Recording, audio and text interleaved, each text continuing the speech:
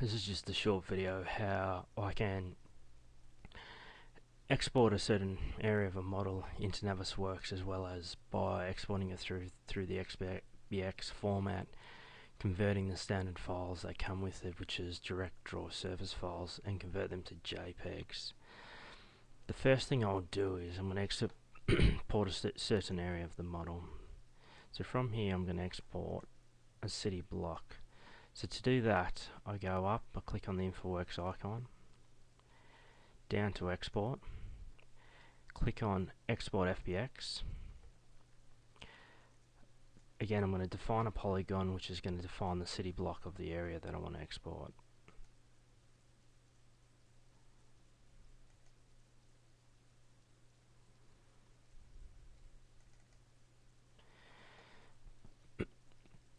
I'm going to define the coordinate system, and I'm going to use the local grid system, what I've been using, which is defined as Perth Coastal Grid 94. The extent of the origin I'm going to change to the model. By that, it sets it in the correct coordinate system. I'll export the entire model as a single file, and I'll just browse and set the location. So I'll save that file there. I'm going to export the textures and materials, which is important to this workflow. So that file has been exported out into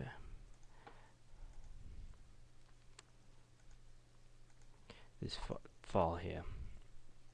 So I'll swap over to Navisworks. Here I've just basically got a blank file. I haven't got anything in it at the moment. So I'll append the XBF file that I've just exported out. So I'll change that from Navisworks cache file through to FBX.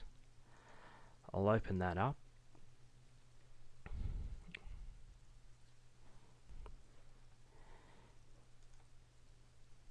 And as you can see, that file's come in, but you can see none of the textures have come through.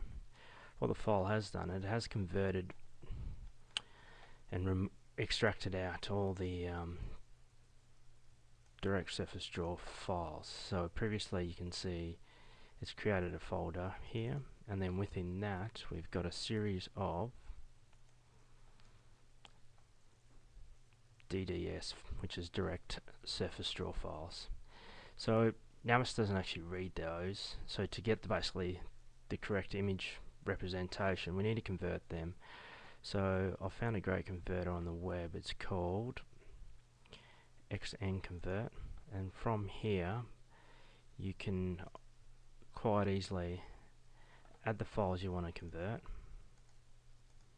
So I've browsed to that folder, and I'll just select the DDS, select those files. The output of it, I'm just going to change that, and the reason I'm going to leave the file extension of DDS, it makes it easier. You'll see when I start copying and pasting and mapping the files through. So I'll quickly process that, and you can see how quick that is. So those files have been converted.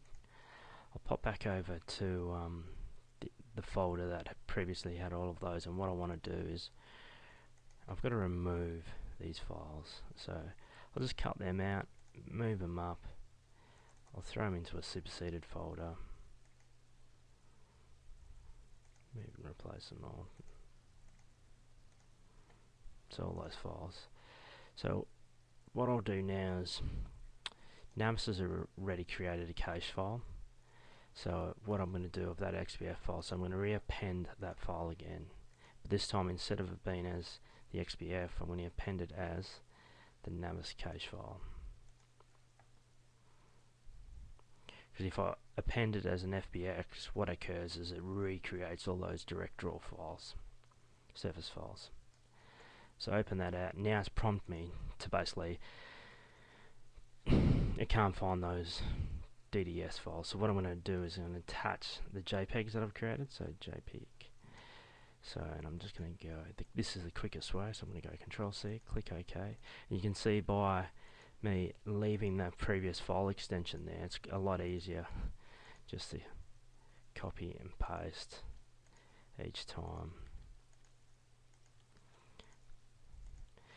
that city block that I did, it processed 26 of these files, and that was a fairly small tile. If you had something larger, you could have up to over 100, and this is fairly time consuming.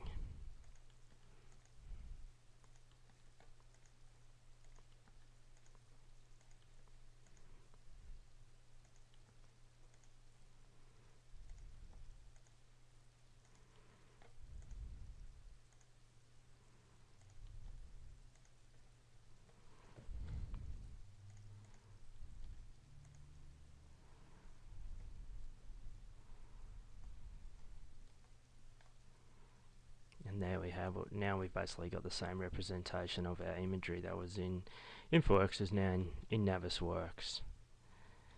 So if I come through and I'll just turn off through the selection tree a couple of those elements so we can even see what the terrain comes through. So I'll go through and I'll turn off, I'll leave the roads on, but I'll turn off the buildings, pipes and connectors. So as simple as hide, and there you go, the imagery and the roads you come through.